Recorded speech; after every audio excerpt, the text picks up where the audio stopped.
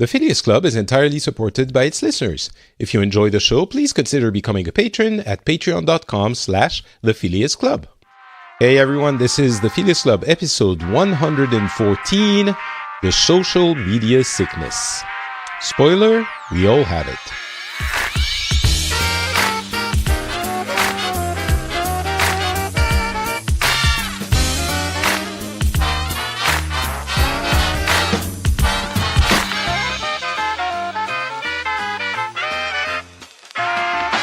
Hello everyone, and welcome back to the Phileas Club. This is a show where we cover the news from around the world in the only true way, in the truest possible way, meaning with people from around the world. So you get different opinions, different backgrounds, different cultures injected in your interpretation of the news you're listening to. In our global society, I say, sir or madam, this is the only way to do it.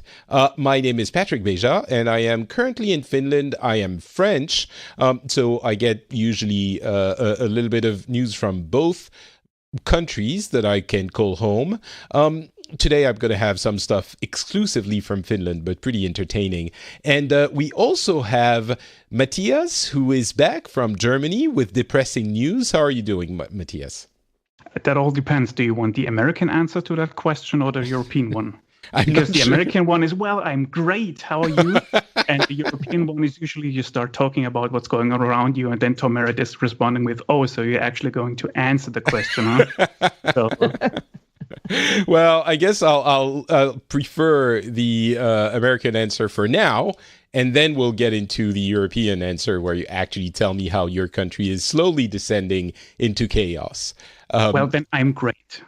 Excellent. And we have an actual American, although she is from California. So I don't know if that qualifies. Allison is here with us as well. How's it going, Allison? It's going great. I wonder if it's going to be possible to not be depressing. Maybe in a couple of years, you could have me back.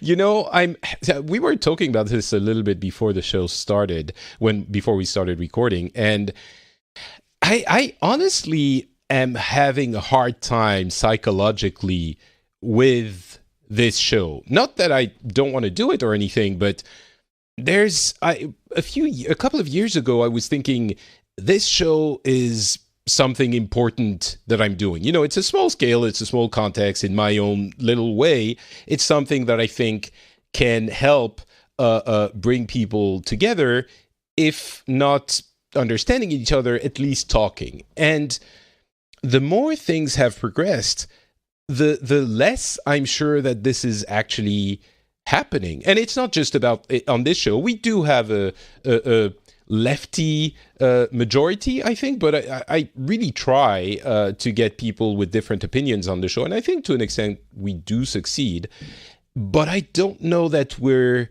succeeding in what I imagined the show's mission to be, which is basically fix the world. Can I challenge you on this, Patrick? Oh, sure.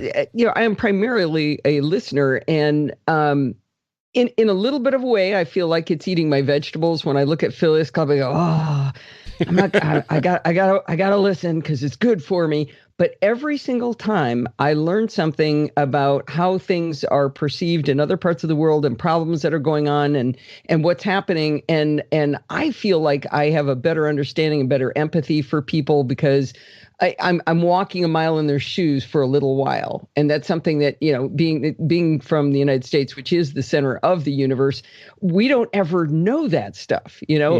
And I know I call attention to this one every time, but the one about Venezuela, my impression of Colombia changed 180 degrees because of that show. From, they're just a bunch of drug lords to, wow, they're a warm, compassionate people. And if you can do that to our brains, to have us, even for a little while, understand what it's like to live somewhere else and see the view that isn't your own centric view, I think it's a wonderful thing. I'm getting all chilled just saying it. Oh, you're very kind, and it does give me a little bit of hope. I think maybe this is a way, something that we can achieve on this show, but what I'm kind of hoping is that I don't know. I think maybe it doesn't work when it hits closer to home, because I don't think that anyone listening to this show, or maybe I'm wrong, tell me if it's not the case, but anyone listening to this show stopped listening and thought, oh, you know what? Actually, those dirty liberals, I get where they're coming from. Or, those crazy conservatives, I understand. And, I'm taking the American example because it's, as in everything, the most extreme. But is this kind of the same in France, and maybe not in Finland? Actually, the Finns are very reasonable people. Maybe it's because the threat is actually next door. But I follow people that I disagree with on Twitter, including, let's talk about France for just a second, and some people that are very much on the left to a point that I think is unreasonable. And unreasonable, why do I even say that? Because I follow them on Twitter, and every time the government does anything, and the government is center-right at the moment, they poo on it like it was calling the apocalypse. Anything. They never find anything, not even positive to say, just even remotely neutral. And it's the same on the other side. It's not even, the left or right, but it's the same on the other side. The people on the right, anytime the left does anything, and I say the people, I think those people have always been there. The super militant people that are just shitting on stuff out of principle. But now with social media, we can hear them, and I think they're souring the discourse for everyone. And it feels like it's similar in the US, but I would have thought that, with people we have on the show and the discussions we have, I would start understanding the other side better and not feel that reaction that, oh my God, this is the worst thing that has ever happened. But I still do. And I am genuinely convinced, like, it is true for me that some of the things that are happening are the worst thing that have ever happened. And yet when I reason about it, I understand it's not. I think it's bad, but there are degrees of bad, and these aren't maybe the worst things that have ever happened in the history of the world. Yet it feels so. I don't know. I'm not being very coherent, but it's this sense of we're not progressing. We're not finding solutions to these issues, and if we don't find solutions, they're gonna, have a. There you go. I was going to be super dramatic again. They're going to destroy us, and I think there's a danger of them actually destroying us because they destroy discourse and compromise, which are essential in societies. So Patrick, I think I understand what the problem is here. You are setting yourself up for the Phileas Club has to solve all these problems. Well, and I'm not sure that it's going to happen that way. But just for me, for me, Well, but still, the problem with social media is that it's a distorted view. A very vocal minority can seem much larger and much more loud and everything. And I think that's something you need to take into account if you look outside and look for the opposite side of the aisle, so to speak. And what they're saying, it's maybe not everyone. It's just a very vocal minority that's screaming and shouting, and they take up so much room in your small world view. I mean, you have a limited view always, but still. Oh, sorry. Go ahead, Allison. I was just going to say, in the United States, I think we're all screaming and yelling. All of us. I don't think in that case, the things that are going on for us, I think it's every single person on both sides. Unless they're in a mixed marriage, in which case they aren't talking at all about it. One or the other. It's either screaming or not saying anything, basically. Yeah. I don't know. I mean, we can talk about Finland a little bit, because I look at the way it's happening here, and it is so heartening. It proves that it can exist. Even France is starting to be so polarized. And again, I think it's those people, it's not even about extreme, it's those, how do you say in French, you say intransigeant, like you never accept, like you're unflinching in your dislike of something just because it is something. And let's be clear, I do honestly, genuinely think that objectively, the current right side of the U.S. is worse than the left side. And I'm sure that some people will think, oh, well, this is your bias. I think there is a dishonesty, like a lack of genuine intent in making some arguments that is, I do think, a little bit worse on the right side than on the left. You know, it's that false equivalency. If there's 20% bad on one side and 80% bad on the other, the side that has 80% can point to the 20% and say, well, look, it's exactly the same. You do it too. Well, not really. So I think we're kind of, maybe not 2080, but I think there is, to an extent, this issue in the US right now. And the example of Trump, who is disingenuine in every possible way, I think is an illustration of that. But the thing is, the people who support the current government do it in spite of Trump because they think he doesn't matter, and it's just a means to an end. I mean, we're going to talk about Kavanaugh, and this is very clearly a means to an end, which I understand, maybe because of this show and most notably Tony, which we've had on, who helped me see if you do consider abortion to be a murder, if that's the way you look at it, then maybe the means justify the end. And it is important to get that Roe versus Wade decision reversed. So Trump doesn't really matter in that grand scheme of things. So I understand how they could see it like that. But for me, it is, you know, the hell is paved with good the road to hell is paved with good intentions. I do think that it's intrinsically wrong. Like you're essentially selling your soul to achieve your goals. So, and I don't think the left does it as much. But that being said, I don't even remember my point. So maybe I'm going to launch into my story. I don't know what my point was. I think my point was the few people that can't look critically at an issue and go to 11, that outrage meter that goes to 11. And I do think that there are people on both sides that do this.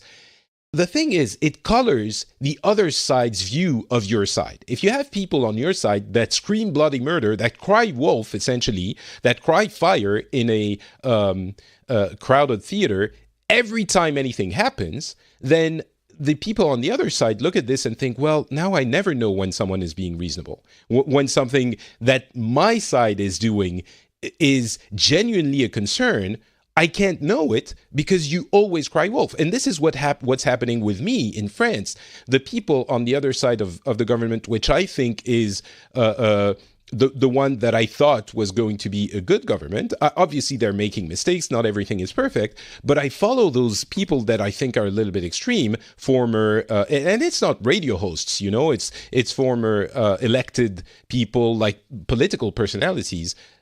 And I read every day like 3 or 4 tweets that are declaring the end of the modern age. And I'm like, well, how can I make, you know, I should be able to trust you to be the guardian of what's acceptable and what's not. If nothing is acceptable, I don't think you're being reasonable. So maybe the solution is to not follow those people and find people on the other side that are a little bit reasonable and listen to them. But I was about to say, for me, I stopped following almost any politician because I couldn't bear those tweets and stands and those. My party is the only party, and we are the best. And this bickering and everything. I just stopped following basically every politician and just be done with that. But if there aren't any good politicians, then it does mean that, you know, the people who voted for Trump because F everything are right. You know, no, I'm not saying they're not good politicians. I just don't like their social media behavior or their communication behavior. There's proud stands and stuff like that. They're promoting of their own agenda or the way they go about it. Not that they are bad people per se. Yeah, let me back up Matthias on that. There's a senator in my state who I completely resonate with. I agree with everything he says. And he tweets like I do. And I expect more from him, right? I mean, he's inflammatory. He's all, he's just ridiculous. And I mean, we've actually corresponded with him in writing in paper, and he was very reasonable. But the way he tweets, it's like he's 14. So that's the social media sickness or something. Yeah. Social media sickness. I like it. I like it. I think this might be the episode's title. It's, Leo Laporte keeps saying it's Twitter that is poisoning our society, and he points to Twitter. I think it might also have to do with the fact that Facebook and Twitter is I think they're even suing them or something. But he gets a lot of hate stuff. So yeah, but I mean, it's how did you call it? The social disease, the social media sickness or illness. Yeah. So maybe it is social media poisoning our society. Do you see that Twitter has modified their policy to much more, well, we'll see if they do it, but be much more controlling of what is said on their platform? Well, yeah, was there something about harmful language? Yes. They want to censor harmful language. Dehumanizing language. It's a little bit more precise. Wow. Right. Yeah. And Matthew Ingram commented, well, good luck with that. Yeah, so. Basically, get ready to hire the entirety of China as your social media. I meant about the numbers, not about the policies, but to regulate this, because maybe it's not possible to do it for everyone, but for the important people. And I think we need that. I didn't think we did, but I do think we do now. I think we need to say and to decide as a society, and it is arbitrary, what is acceptable to say at some point. And some people are going to cry about free speech, which we know is not, I think there is merit to the idea that we shouldn't regulate what everyone says in theory, but we're seeing that this is, the social media sickness. If we let people do whatever they want in the street, then they will do bad things. This is why we have a socialized police force. This is actually, I'm being playful saying it's socialized police, because people cry about socialized medicine, but they don't about what is effectively socialized police, socialized military, and a whole bunch of socialized things. So we do have socialized police, and the laws decide what we can and can't say.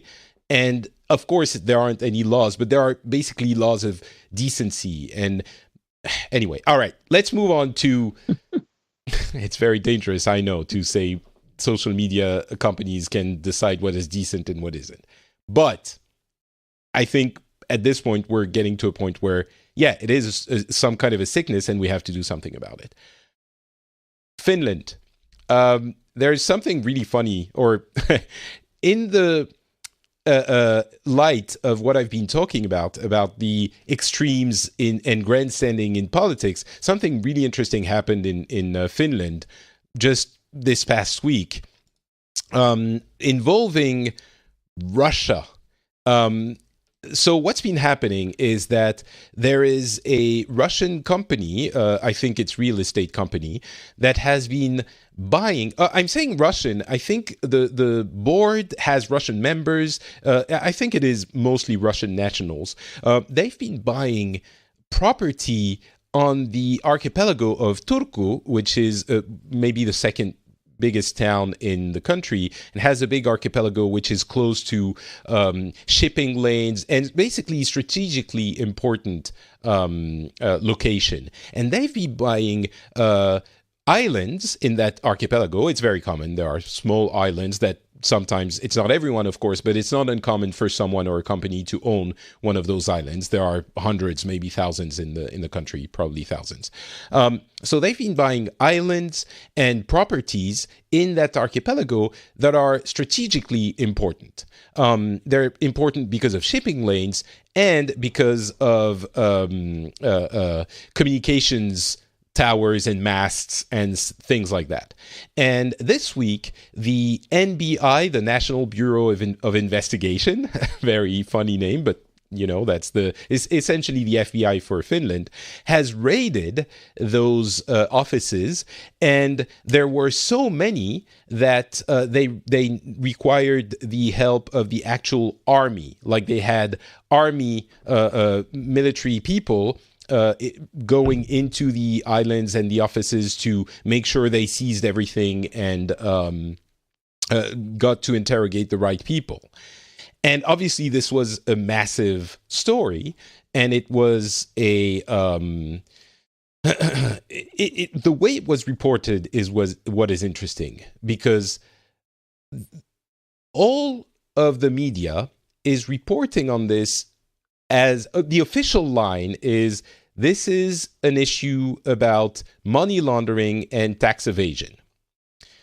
And this is the way the story is being presented by the government. This is the way the story is being presented by most media. But obviously, when you think of it as, when the facts are presented, the conclusions are kind of being shown as the ones that the government is presenting. But when you look at the facts, it's absolutely fair to assume that tax evasion is not the only issue at play here. Obviously, the memories of, the entire history of Russia, but also in more recent times, Georgia and the Ukraine are very present in the Finnish population. Everyone, that's why essentially social healthcare has known cuts in the past couple of years to buy planes, fighter planes, and prop up the military defense. Obviously, they don't say it like that, but this is pretty much what's been happening, because we understand that Russia is becoming quite dangerous again, and Finland has a very tough job of pleasing Russia while carrying a big stick. And they have to make it as difficult as possible for Russia to meddle, that they won't bother, while at the same time keeping super cordial and friendly relationships with them. And the Finns are masters at this. They are incredible at managing this relationship. And the Finnish president currently has been reelected with huge almost dictatorship numbers. I think he got 80%, maybe less, I can't remember, but because he was so good at this. And so I'm getting to the point here. What's really interesting is that they are presenting it in that way and not really saying, we're worried that, they might have used this as advanced bases in case they wanted to cause trouble in Finland, or in case there was some kind of military operation happening. And it might be that Putin himself knows nothing about any of this. It's, someone under who the Russian administration is kind of, very peculiar. But the way it's presented is completely civil, like civil in the sense that it would be a civil matter, not a military one. But what's really interesting is that everyone understands what it means, and no one really says it. Why? Because you can't open a real issue with Russia. You can't openly defy Russia, because if they really don't like you, they're gonna cause trouble. Maybe not necessarily send their troops, but there was a story a few years ago where someone in Finland has said something that the Russians didn't like, and they did something which was drive Afghan and Syrian refugees to the border, put them in cars, and get them to cross over. And then they were in Finland, and Finland, which is notoriously terrible at taking in refugees, and it shamefully terrible, had to deal with them. It was maybe a few thousand, but they could drive 50,000 refugees within a few weeks, and there's nothing you can do because the border is so large. So they could cause real trouble for the country. And so you don't want to piss them off. But everyone understands what that means. Even the press kind of hints at, so the way it was presented on the official media was, this is what's happening. This company with Russians on their board has these properties. The military and the NBI has launched an inquiry. It seems to be this and that issue of money laundering and tax evasion. And we even have an expert, like they acknowledge the question. We have an expert, a military expert, that says, well, if they wanted to survey shipping lanes, they could do it from a boat. Or if they wanted to destroy some things, they could send ballistic missiles. So it's probably not that big of a deal militarily from a military standpoint. And at the very end, you have two lines that say, but the president has announced that they would be taking measures and votes to make sure that this cannot happen again, essentially barring certain nationals from purchasing property without government approval. And that's like the end. And you know, like it's going to be passed in November. Legislation is going to be passed within 2 months. 2 months, something is happening. And I think everyone understands it. And no one is openly causing trouble because you know that Russia, if it were to become a domestic incident, it would be a real problem. So some newspapers are saying, well, we have a source in the military that is saying, we've been following that story very closely for a number of years now. So it's hinted at, but nothing that can cause official trouble. And I think this is really enlightening because this is a brilliant example of how you actually do politics when you want to get things done, when you want to manage problems. It's super subtle, it's masterful, and this is something Finland has been doing for, since the war and maybe even before that, with the exception of when Russia was in disarray after the fall of the wall. But it's just super fascinating, and it's kind of heartening, as I was saying, that politicians matter, and politicians have a tough job. And you might think, well, this is Finland and they're good, but in our country, they're crap. They're not. They are not. It's difficult to be in charge of large administrations, and there are jobs that only you can do, and you get spit in your face by people who think everyone is crap. But this is an example of good governance and good management, and I think it should be celebrated. Not too loud, though, because we can't let the Russians hear it.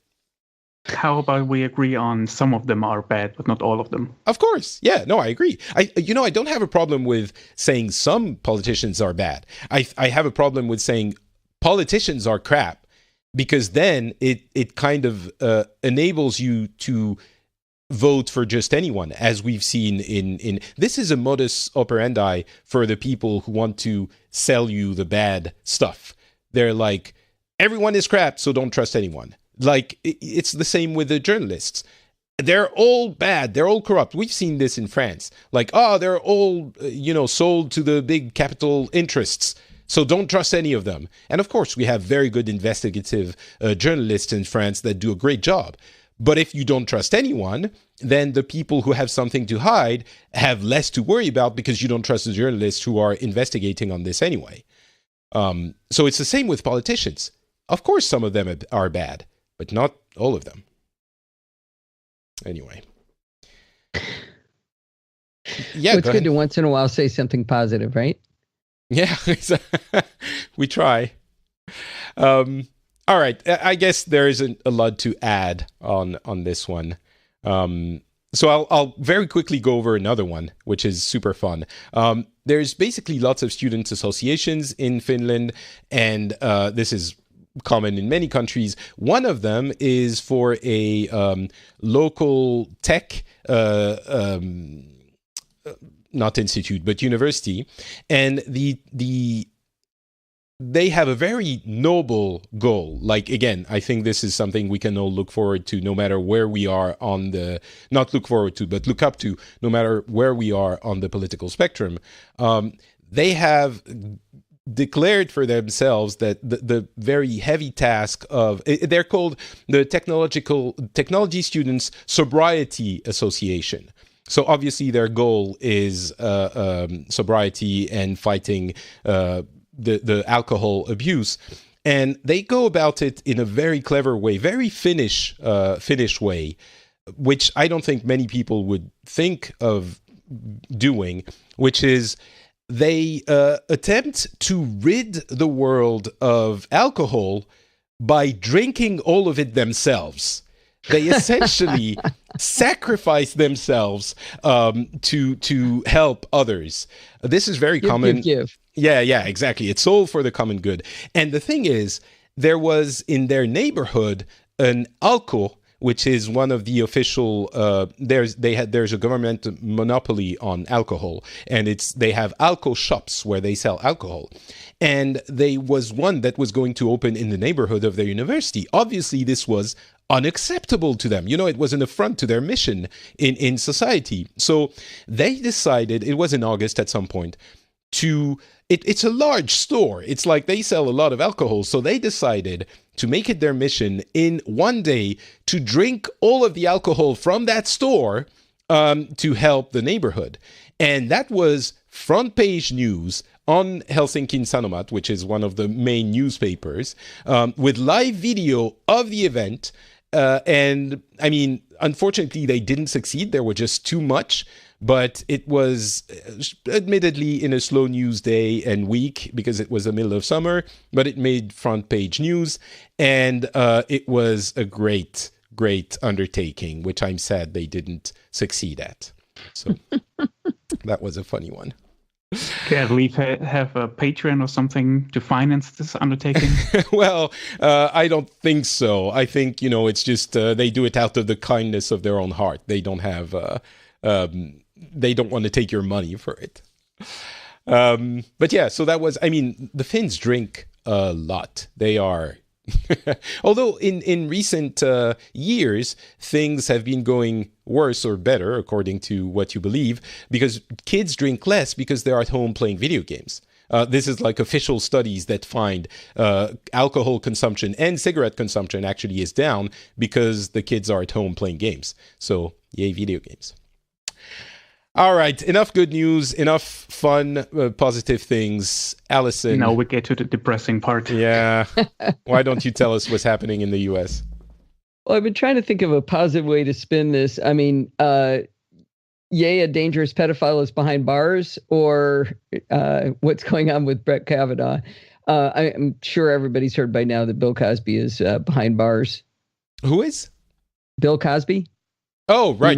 Yes. Mm-hmm. Yeah. Yeah. So anyway, that was just a flippant remark there. But so he did go to prison. I didn't follow the. Just yesterday he was sentenced to 3 to 10 years in prison. Okay. And specifically labeled as a dangerous pedophile, a dangerous sex offender, which means he has to register if and when he ever does get out. He will, if he's 81 years old, but if he gets out, he will have to be a registered sex offender. So he slept with underage girls. I believe it was 60 women came forward about things that he would do. One of the specific things what he was convicted of was that he was drugging women and having sex with them. And so it was only one case that was actually proven, but there were 60 women that accused him of something or other. So okay, yeah. So anyway, that's not the depressing news I was getting. That's the good news. Dangerous pedophile off the streets. That's good. Not pedophile. I'm sorry. I keep saying pedophile. That's right. Yeah, that's why. Dangerous sex offender. Okay. Off the streets. So see, I did have optimistic news. So I wanted to talk about Kavanaugh, who is up for a seat on the Supreme Court. And I am not a scholar of our judicial system, but we've kind of been forced to learn more about it than we ever expected to, I think, under the current administration. So this is a seat that is lifetime appointment. And some of the background is that the position was open under Obama, and through some mysterious means that position was never filled when the Democrats were in charge, and so the Republicans get to pick the person. So didn't they refuse to vote? Yeah, it was a thing. I don't want to dwell on that, but there was a thing. And so they managed to delay this for a year. But now it is incredibly urgent that we get it done right now. It has to be done right now. So at the 11th hour, Senator Dianne Feinstein, one of my senators, came forward with a letter of a woman named Professor Christine Blasey Ford, who said that Kavanaugh attempted to rape her when she was in, I think it was in high school. And that kind of started some interesting dialogue. And the Democrats, of course, wanted to delay this guy from being confirmed or having a vote on it. And it's been real interesting to see what the reactions to this have been. So I'm kind of going to get into the reactions more than anything else. Excuse me. But since then, a woman named Deborah Ramirez, who was a classmate of his at Yale, said that Kavanaugh exposed himself to her. She was drunk, very drunk, apparently, when he did this. And he exposed himself to her and shoved his genitals in her face, and she pushed him away and ended up touching him as a result. And so these two accusations are out there. The odd thing is that Senator Feinstein had this letter from Professor Ford in this quite a few months ago and didn't bring it forward until it looked like Kavanaugh was probably going to get confirmed. So from the Republican perspective, it's like, well, okay, this is just political. That's all you're doing is political. You waited until the last minute. But there's been other reactions to this. I mean, according to Dianne Feinstein, Dr. Ford didn't want to come forward, didn't want to talk about this, wanted to be anonymous, and tried not to have this be a giant political thing. But when it looked like he was going to be confirmed, she felt it was, Dianne Feinstein convinced her to come forward. So, there's a couple of perspectives. But there's a lot of people saying, well, why didn't she just go to the police back then? Why is she doing it right now? And you've had women on your show in the Me Too movement explaining why exactly we don't do that when things happen. Yeah, I think I will say, sorry to interrupt, but I hope that the audience understands why some women could be deterred from doing it. I really hope so. If you don't understand this, I think there is more to be understood about it. I mean, the special on being a woman that we did a few months ago could be one of the ways to understand a little bit more and have a bit more empathy with this issue. But let's assume that people understand, yes, you might not want to plunge your life in disarray and be intimidated and be scared about doing it.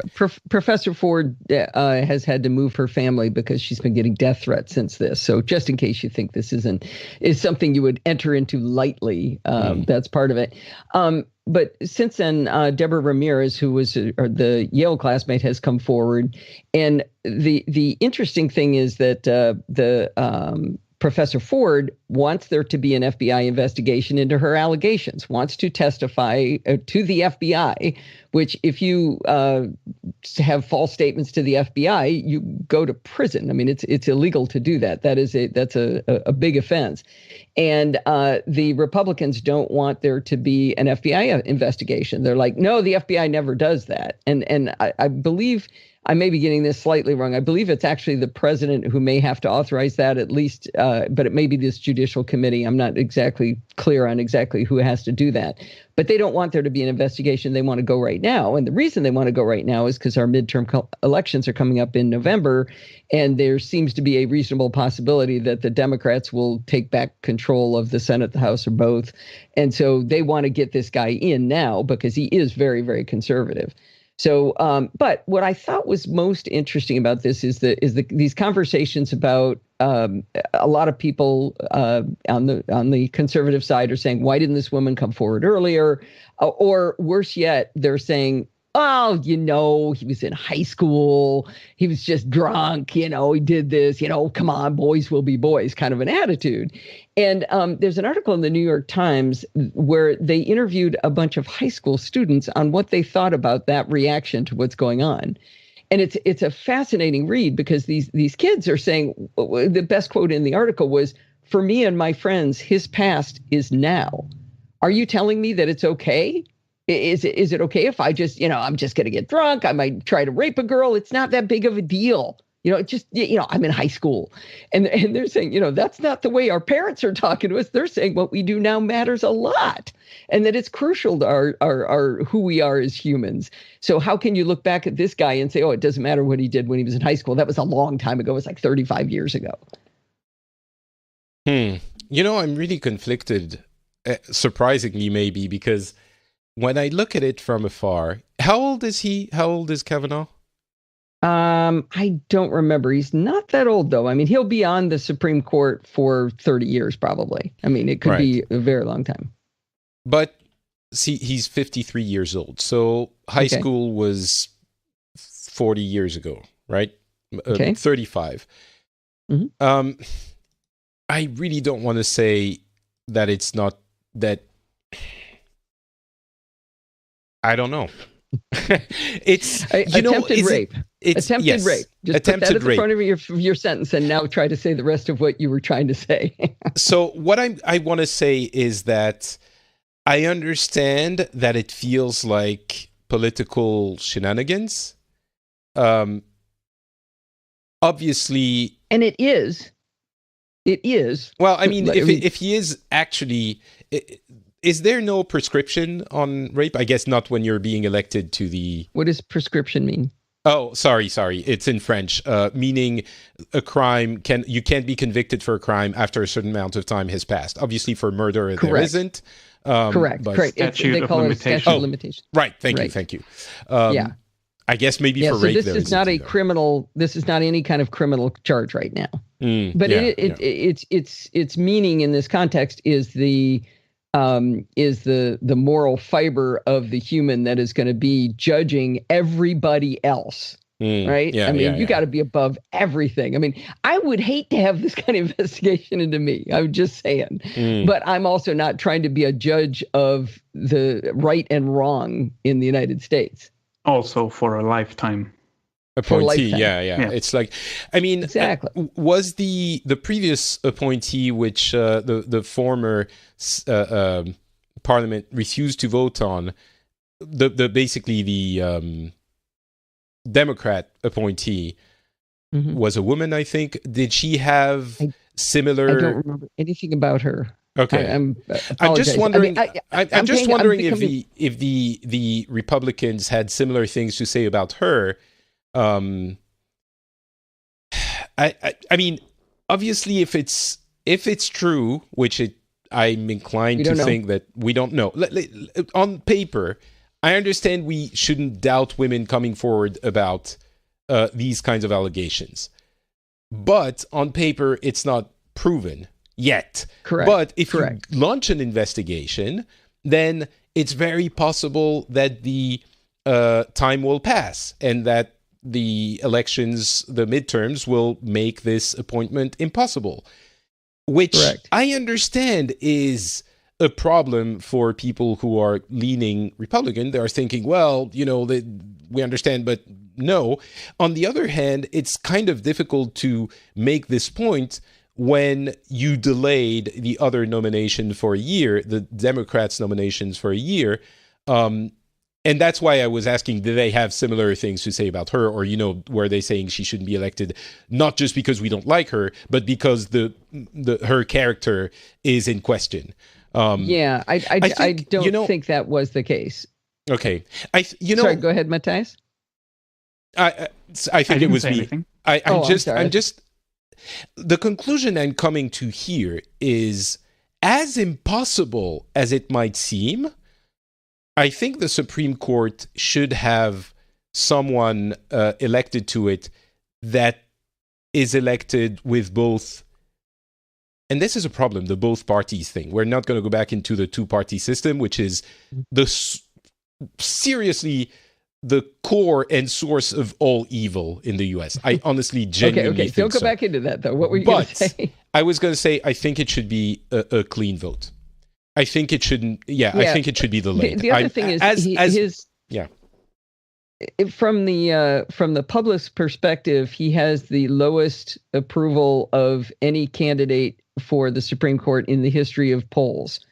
So if it were a popular vote. Now, one of the other interesting things, they're gonna bring Dr. Ford in. By the way, it bugs the daylights out of me that when they refer to Christine Blasey Ford, they don't say Dr. Ford, but they always say Judge Kavanaugh. Dr. Ford, when they bring her in, they want to question her. They're going to question her, right? And that is going to happen. So she's going to get questioned on Thursday. I think it's Thursday, and so is Kavanaugh.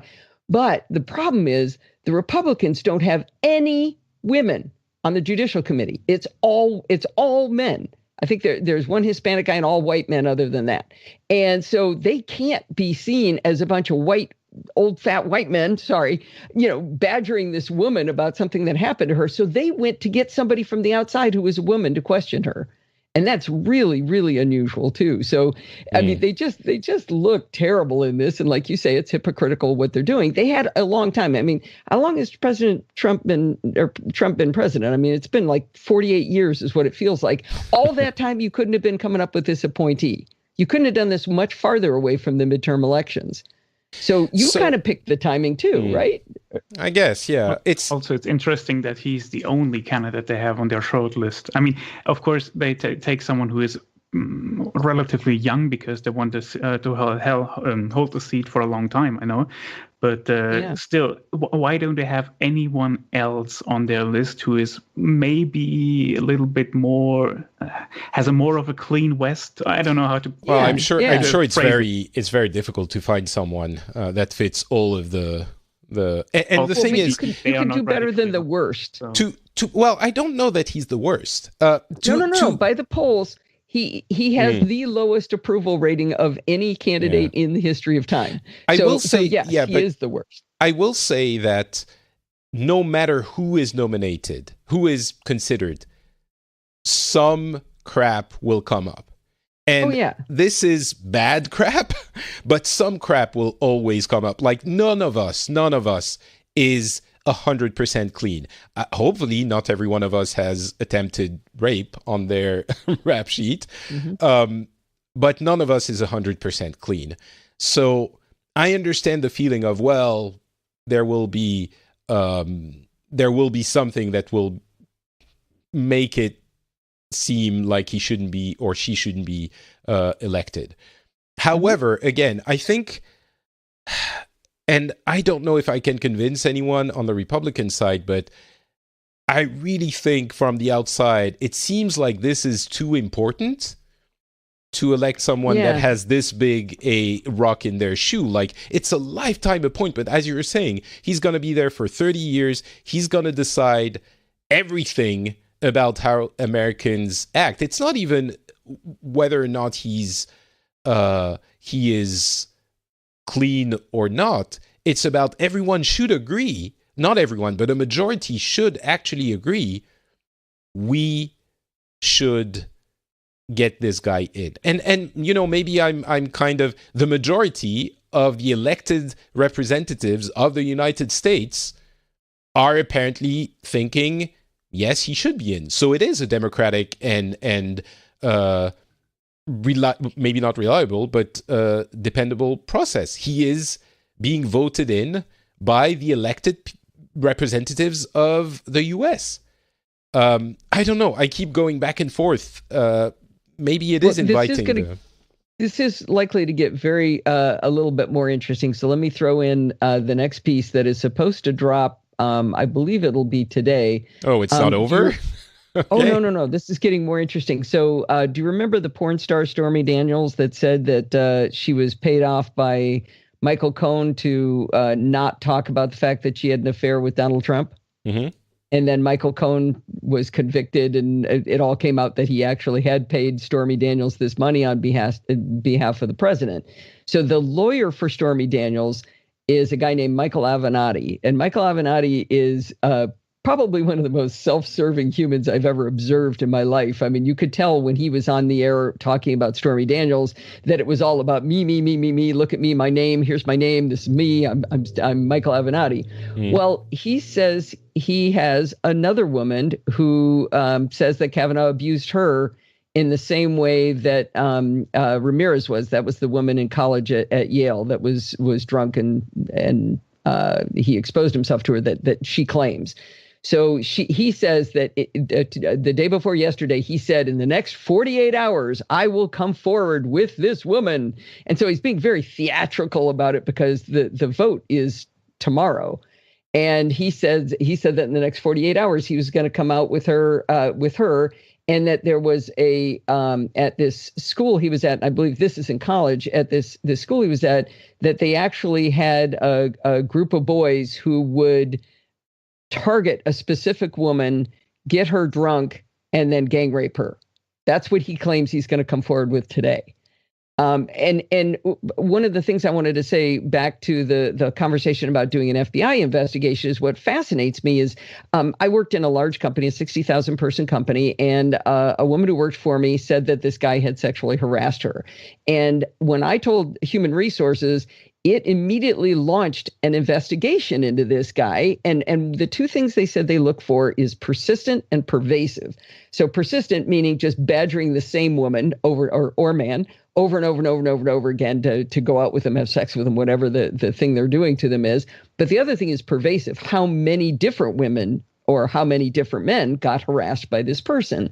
And so the fact that the Republicans don't want to investigate to see if it's persistent or pervasive is unsettling to me, that we spent weeks and weeks and weeks doing that in a little, in a company where it wasn't a lifetime freaking appointment. This guy was a low-level employee. Why would you not want to investigate that? Because obviously they might lose the majority in the, what is it, House or? Well, yeah. They have a bit of motivation, right? Exactly.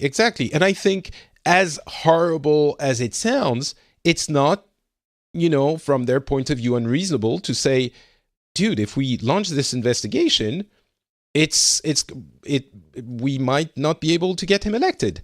And then we lose the 30 years of decisions at the, then they should have started sooner. Well, they had like a year and a half. I mean, come on. Also, I can't believe that they didn't know about this. I mean, the candidates are vetted over and over and over again, and there's a short list, and then there's vetting processes again and stuff like that. They must have known about this. All right, I'll say it. Anybody? I'll say publicly. Maybe it's not true. This is, I don't think it's not true, but we should acknowledge the, however remote possibility that it's not true, and that this is a soulless plan by soulless. They think they're safeguarding, the sanctity of the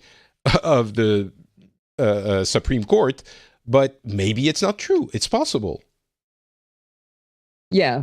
And that's why you look for persistent and pervasive. That's why you do an investigation. Yeah, so but if the investigation starts, then the Republicans have lost already, because they might lose the House. It doesn't matter. They could have been investigating for the last week and a half. I don't think you're going to find stuff in the week and a half. The thing I think is going to save stuff is, as everybody's been flailing their hands saying we need an FBI investigation, how many reporters do you think are looking for more examples right now? All of them. Right? Yeah. And that's why the Ramirez one was interesting, it was actually the New Yorker who found this woman. So there isn't a formal investigation going on, but I guarantee you there's people everywhere turning over every rock looking for something he did that was, would be inflammatory. And they're not finding, that's a scoop. And they're not finding a lot immediately, it seems. Well, no. You don't know that. Michael Avenatti, everybody thought he was a crazy whack job, supporting a porn star. And he had the goods. Well, he doesn't have them yet. And if it turns out it's a phony story, who does it serve? The Republican Party, because then anyone else who comes out and says, "Hey, I have someone," is not, is not going to be believed. So I don't know. The most baffling thing, though, in all of this is the kind of defense he's putting up now, because I mean. Of course, if you have those allegations, you don't know how to react, but he came forward with this crazy, I still have my calendar from 1985 or something, and this proves that I can't be the one because I wasn't there and there's no entry for the party or something. Like those arguments, the common guy on the street, if you confront him with something like that, he might react that way, but you wouldn't expect a judge or a Supreme Court judge to react like that, and because if he has, if he has his calendar, and you can, it can be reasonably looked at, and you can see if it's completely ridiculous or if it actually could be a calendar from that time. And what does that prove? Maybe he didn't made an entry. Didn't make an entry. How can he prove it? How can he prove it? Yeah, it's trying to prove a negative is the problem. The only thing that can happen is if many more women come out. I think on one woman or two, it could conceively be a plot. If many more women come out, then you start thinking, this is becoming a lot. I know, Allison, but I'm trying to look at that we have to have a number of how many women before it's true. Well, you said it yourself: pervasive and persistent. It seems unlikely that someone like that, if it's an actual character flaw, it seems unlikely that he would have, done it once, right? It would be right. Something, at least exposing himself. It would be something that he would have done a few times, at least, I guess. Yeah. I don't know. I'm really trying to... We live in interesting times, Patrick. Let's put it like that. And just for the record, I stand by my assessment earlier that as difficult, as impossible as it seems, it should be someone that is agreed upon by, both parties. And this does mean both parties should... It's incredible that both parties can't get along on anything. And this is not an effective way of running a country. And it is reflected in the population. I'm not someone who says, the politicians are crap. The politicians are a reflection of their population. I genuinely believe that. So the change starts with us. So I don't know what that means. Matthias, do you have any more depressing news for us? Of course, we have lots of depressing news. Actually, I did want to let Allison have the last word because it's, is there anything you want to conclude with? Not really. I just, I think it is interesting. I heard somebody say on I think it was Baratunde said on a show that he thinks it's fantastic that Donald Trump was elected because it has forced Americans to look at how we do make these policies, how our government works. I know so much more. I mean, I knew there was a Supreme Court before Trump was president, but I never checked these things. You've had Bart Bouchatz on your show from Ireland. Bart absolutely positively knows more about American politics and how our government works than I do because I just didn't care. But you have to care now. You have to because it's all messed up. Also, it's a good constitutional stress test for your checks and balances. I mean, if you have a guy like Trump in office, you see if those checks and balances actually work or not. Well, let me give a recommendation on a fabulous podcast. There's a podcast called Con Law, and the premise is what President Trump is teaching us about the Constitution. So there's a constitutional lawyer, law professor, who's talking to another guy. She's teaching him about the Constitution. So they take something ridiculous that Trump did, and then they say, what does the Constitution tell us about that thing? And it's a fascinating show. I just wish it came out more often. That's how good it is. How's it called again? Con Law. Con Law. Okay. I believe it's one of the NPR podcasts, but it's just spectacular. And sadly, almost all the time it goes, nope, Constitution doesn't say you can't do that. Well, which is depressing. I'll include the name in the show notes. So if you want to, I can find you a link to it. Yeah. Yeah. Is it Trump Con Law or Con Law? Yeah, possibly Trump Con Law. Trump Con Law, a show about constitutional law with Elizabeth Jaw and Roman Mars. Yeah. Yeah. All right. Spectacular. Trump Con Law. There you go. TrumpConLaw.com. Okay, well, I am suitably depressed. Matthias, will you add to my... We can make it worse. Yeah, go ahead. No, but I was actually sure that Allison would at least mention that her president talked to the UN Assembly the other day. So that's a good one. Tell everybody about that. That's a great story. No, it's just it was too depressing, and I don't know if there's an English word for that, but in German we have this word Fremdschämen. So you are embarrassed by someone else's behavior. And that's the feeling I always have if I listen to Trump speak. So I can't manage to get through a whole speech of him without just turning it off because it's too much for me. But I saw some little tidbits out of it. And when the whole UN assembly just started to laugh at him because he was praising his administration as the most successful and productive one in history, and then he started to shame all different countries, and the only one he was praising was Kim Jong-un. Which is the current one. Okay. And he was the only one, the North Korean dictator was the only one he was praising. Everyone else he was insulting. And there was actually a nice video clip about when he was attacking Germany on energy again, and the German delegation is just sitting there laughing and shaking their head in disbelief because they can't believe what they're about to hear from him. But on the other hand, it's maybe just laughing because the alternative would be to cry to hear a US president standing in front of there talking like that. So yeah, it is. The bottom line for me is that isolationism is back big time for the US. It feels like we're in the 1920s again, like fascists are on the rise everywhere, Nazis are getting stronger and feel safe to go openly march on the street, and the US is withdrawing themselves into their little snail house and pretend that everything around them doesn't concern them. So that's the image that he's portraying. The only difference is this time they won't emerge as an economic superpower afterwards. That's the only difference for me. So, yeah, I think this is, it is indeed isolationism and nationalism in the sense that they want to rely only on themselves. I think it's a mistake, just as it was for, and it is for the UK with Brexit, which they're not. There was a funny image going around which exemplifies exactly what it is.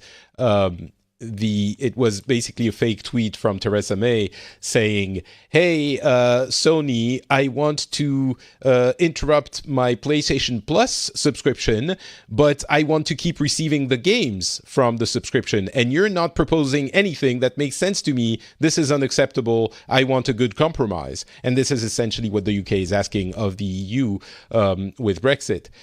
But, that was just a funny thing. But speaking of funny things, did you see the Donald Tusk Instagram post? The what? Where he was there was this conference in Salzburg with the European leaders and Theresa May, and Donald Tusk had a picture on his Instagram account where he was, offering Theresa May a piece of cake or something, and a line underneath was, well, do you want some cake? But there's no cherry picking. And the other one was where he was angrily or grumpily eating some ice cream, and the bottom line was cooling off after a hot Brexit negotiation or something like that. Yeah, it's yeah. But my point was going to be they think, actually I got a response, I think it was Hayden who was on the show before, when I was talking about Brexit, he replied on Twitter, well, there is a way to Brexit. It's a hard Brexit. You just exit and you don't, ask for anything. And I understand some people think that's doable. I think the majority of the world understands it's not doable. But, we'll talk about Brexit another time. This is a whole other bag of peanuts. What is your bag of peanuts in Germany? Oh, I don't know. Maybe... to put it mildly, our government is mostly preoccupied with itself and slowly disintegrating with each day. So maybe that's a way to describe it, among other things. So what's happening? I thought there was a government that was formed. Yeah, of course there's a government that was formed, but that's not a government that seems to be very stable. It's a bit like the US politics since Trump was elected. Everyone is just talking about personnel or scandals or a few meaningless topics, high-profile topics, while not much actual policies are getting done, even if they are very pressing topics which we should actually deal with right now. But this, along with a general feeling of disenchantment with politics, is a reason why the approval ratings of the parties within the governing coalitions are plummeting currently. And we have two upcoming state elections, one in Bavaria and one in Hessen, and everybody is worried about them of course, because of that. And a lot of the press outlets are currently bending over backwards with stories and comments and columns that augur the downfall of Angela Merkel and her grand coalition. So just as a reminder for all the listeners, Germany is a parliamentary democracy. So this means that the parties elected to parliament have to enter a coalition to get a majority and then form a government. So right now we have the so-called Grand Coalition, which is a coalition between the Social Democrats and the Conservative Bloc. And from the very beginning, this alliance was a very difficult one and a marriage of convenience, you could say, entered into out of necessity and not because the partners actually wanted to. And I've described this on the show before. So it took almost half a year after the election, which was almost to the day a year ago. It took almost half a year to get a new government, which is actually just the old one with some different personnel. And it took a half a year for them to come to terms with each other and form this alliance. And now roughly 6 months after that, there have already been numerous instances when this coalition was on the brink of collapse already. So in most cases, the culprit for these incidents was Horst Seehofer, who is the leader of the smallest party within the coalition, the CSU, the Bavarian Conservative Party. And not keeping him in check is one of the things that a lot of Angela Merkel's opponents and parts of the press are construing as a weakness on Merkel's part. And there was a lot of discussions about refugees and some phony compromises, and they threatened to cancel the whole coalition and that's mostly because in Bavaria there are the upcoming elections, and they're very much concerned about the outcome of this election. And one of the reasons everybody says Merkel is keeping her feet still and not just kicking him out, Herr Horst Seehofer, out of his office as the Minister of the Interior, is that she doesn't want to be accused of torpedoing her sister party during her election campaign. And if that wasn't bad enough, it's not over. Thing. Yeah, there was actually a recent fuck-up in this government that even made the international news. It was the scandal surrounding the president of the Bundesamt für Verfassungsschutz, which is the federal office for the protection of the Constitution. Hans-Georg Maaßen is his name. And I think the BBC called him Germany's spy chief, which is a little bit simplistic, but, well, I guess it works if you want to make it easy. And he was finally removed from office, but that didn't go over well and was a major fuck up. Sorry to use that word, but I don't know anything else how to describe this.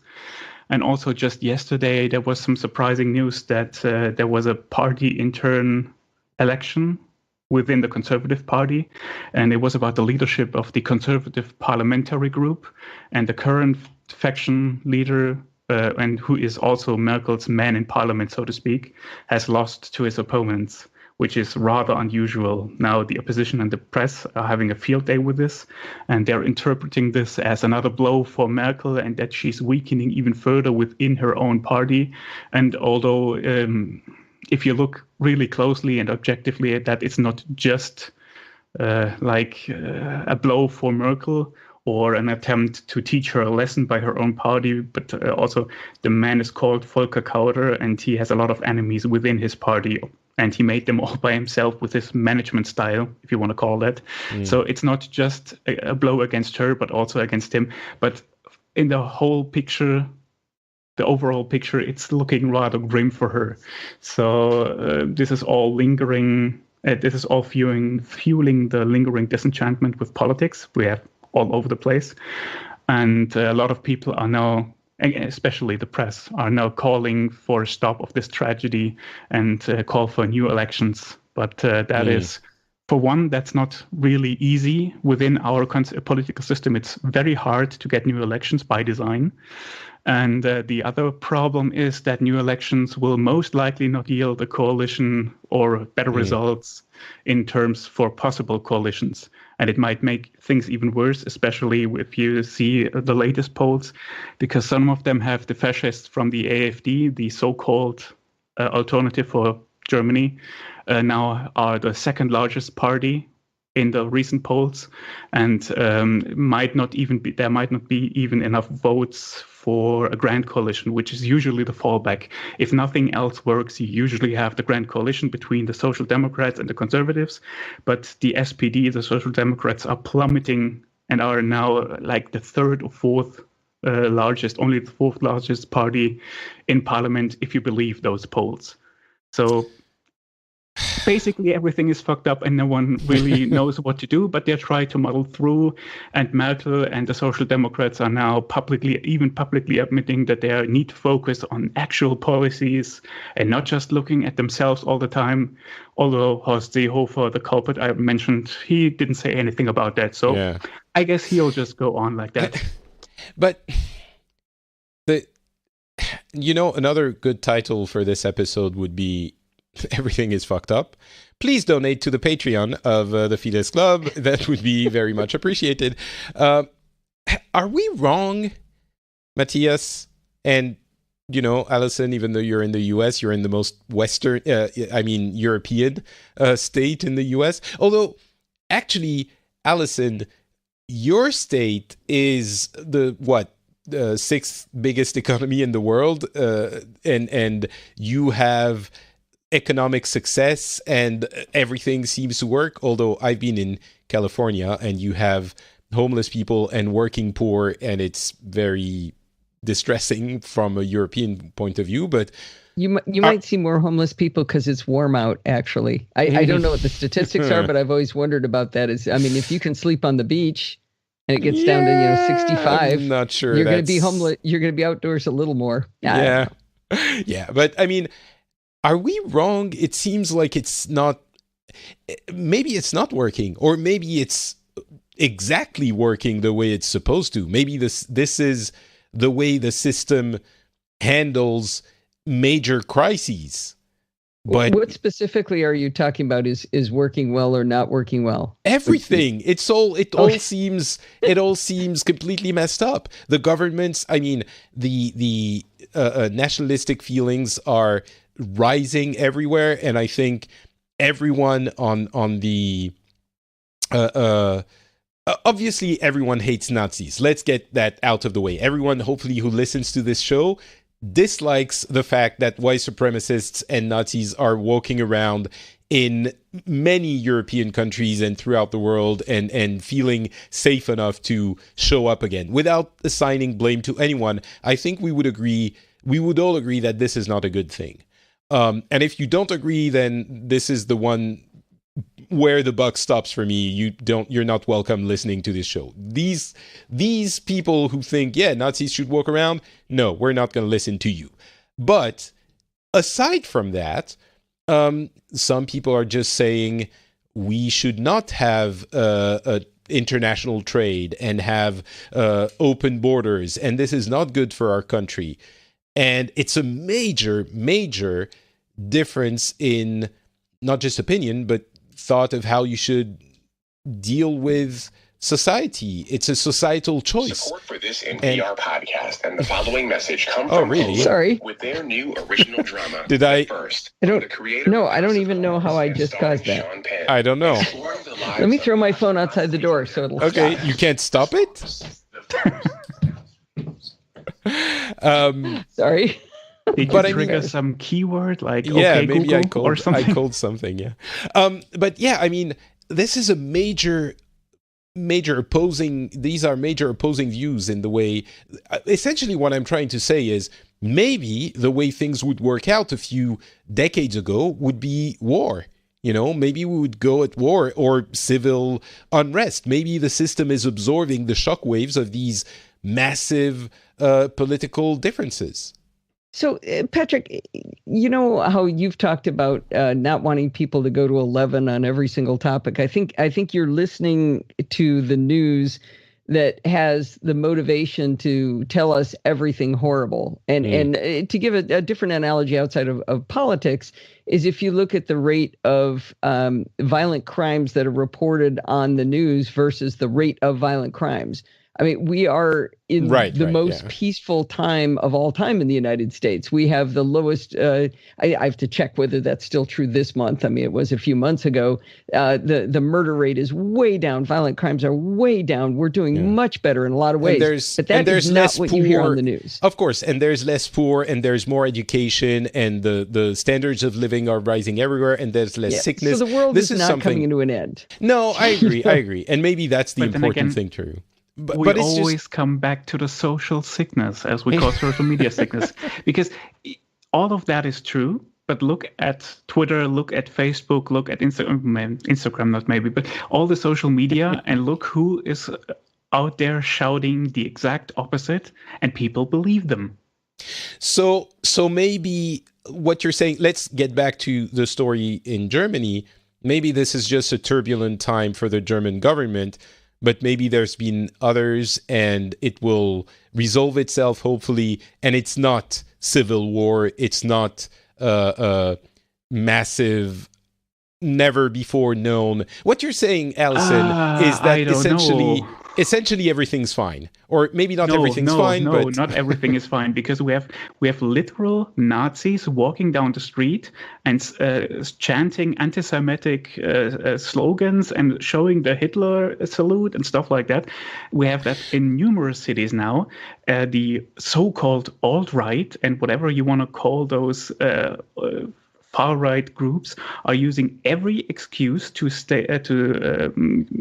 start protests and force and promote violence.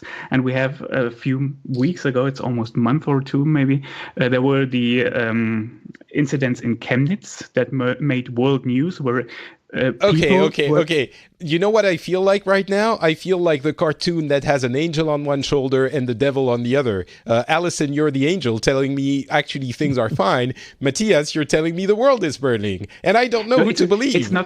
It's of course in the overall picture. That's not that significant. I mean, we can still go out on the streets. You still have a job, and stuff like that. But for me, it's an alarming sign that these incidents are happening more frequently and more openly.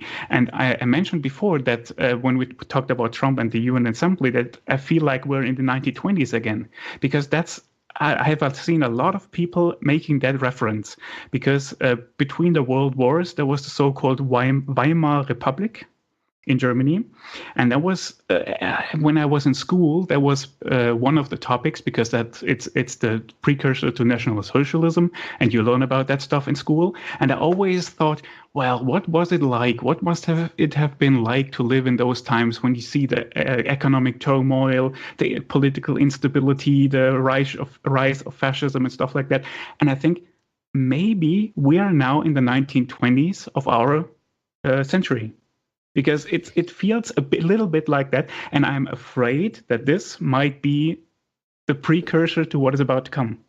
And at the risk of us starting a whole new subject here, I know exactly what you're feeling, Matthias, that and I've been thinking the same thing. And I just read a book recently that was about that time period before the Nazi Party came in and how things progressed. And it did make me very depressed. But to get back to being the angel on Patrick's shoulder, there are also an enormous number of people protesting, the horrible people. I mean, one of the senators complained about the fact that he basically can't go anywhere without running into someone yelling "resist" at him, which is the other side. So, I mean, you are seeing women's marches, you are seeing people mobilized when some of these horrible things are happening, at least in the United States. So, both sides are rising up, and the majority of humans are good, and yeah, that's I have true. to have faith in that. You also see that over here. Whenever there is a Nazi demonstration, there are always people standing up against them and trying to shout them down and show publicly that this city is not controlled by Nazis.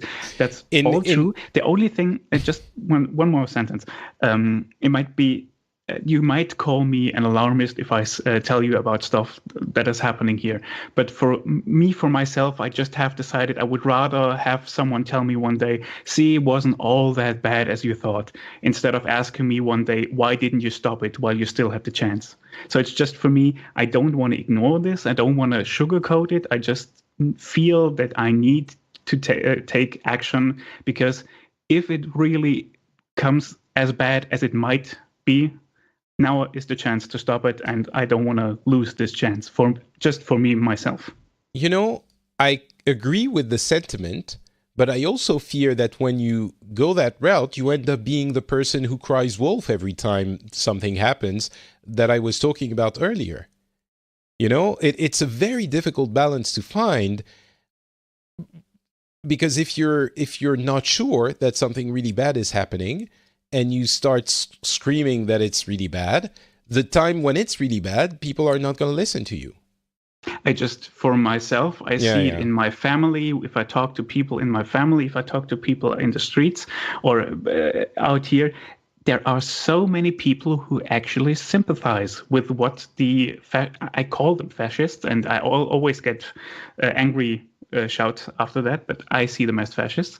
That they actually support these people, that they say, well, they are right, we should do it differently, we need a new leader or whatever.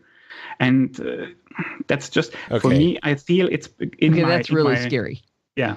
So I mean, I don't know. For me personally, in my personal bubble, I see this kind of sentiment increasingly, and that's why I am worried. Might be overreaction, that's true, but I don't know. I can't see in the future. So yeah, the thing that as long as we have the EU, I think we're okay, because we're so interdependent economically that we can't afford for things to get really bad, and that is why the nationalism scares me. When people say, oh, we can do everything on our own, that's where you get national interests that trump others, and that can be resolved by violence. And I think that's where the danger lies in 15 years. Of course, it's not going to happen now, maybe even 20, 30 years. But the economic interdependence is very important because of that reason. And to be fair, I don't think we're at the point where we're losing that. I'm still hoping that in the next 5 to 10 years, things are going to get better. We'll see. You'll work in whatever deity you believe in's ear. It's Allison. It's Allison who I believe in. She seems to be the angel on my shoulder. And that's why I'm going to give you the last word on this episode as we conclude. Allison, what is your conclusion? Well, I think I will stand by what I said at the beginning, that this show helps you open your mind and makes you realize that things are different in different countries and different perspectives, and that we're all learning from each other. And the more people we get to listen to the Phileas Club, maybe the better off we'll be. Oh, that's very nice. That's very sweet. And I did have a boss say to me once that if I were on the Titanic, I would say something like, hey, look, good news, we're getting swimming lessons. You can't say that. Now I'm doubting everything you said. You know what? No, what I'm not doubting is everyone should listen to the Phileas Club. So if you enjoy the show, go and tell people you know that they should listen to it as well. Sure, it's depressing. Sure, we all think we're gonna die if we listen to more than one episode. But it's like eating your vegetables. You feel like a better person afterwards? I don't know. You know what? I know how to fix everything. Give me your money on Patreon, because you might feel worse, but I will feel better because I'll be richer. So go to patreon.com/the Phileas Club, support the show financially, and if you can't fix the world, at least fix me, but I'm really not broken. I'm quite happy currently.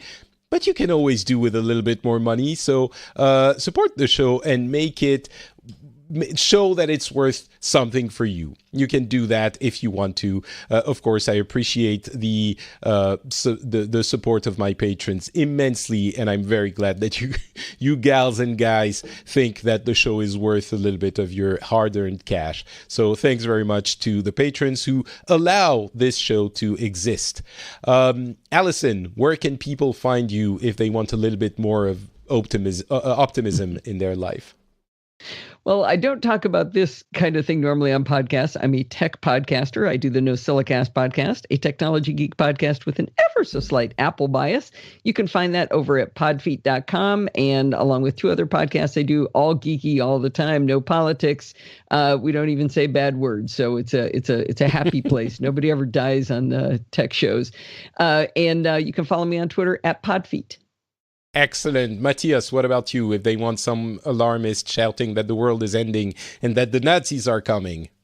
Thank you. I should write that in my bio. That's really a great description. You can find me on Twitter. The handle is @Matzekult, which will also be in the show notes. But these days I spend way more time on Mastodon, which seems like way better for actual conversation. So if you want to get in touch with me there, you can find me under the same handle on the instant chaos.social, or you can find a link for that as a pinned tweet on my Twitter profile. I have a Mastodon account. I never use it, though. Can't remember which instance I'm on. I can't figure it out. It's basically, Mastodon is interesting. It's essentially syndicated Twitter. So anyone can open an instance of the thing. It's like email. Think of it like email. Anyone can have an email server. You send an email to an address. Well, here it's kind of the same thing. And all of the instances should do a tech podcast about that. Maybe we should explain how it works. The problem is, I was just writing myself a note. Get Matthias on the show to talk about Mastodon. There you go. That would work.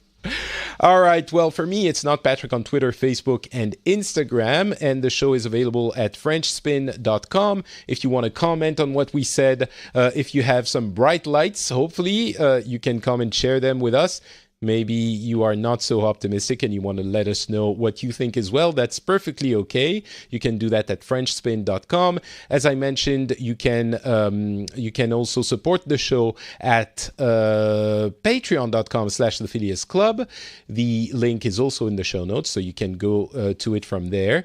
And I think that's going to be it. We might have another special next month, so I'm not going to spoil it, but it should be interesting. The last special we did was about being a father. It was called Tales of Fatherhood, and I tell you all about my experiences as the father of a 8-month-old baby now, but we go over the pregnancy, the actual delivery, how we lived through it, how we felt. 3 fathers talking about this, and I think it was a pretty fun, interesting experience.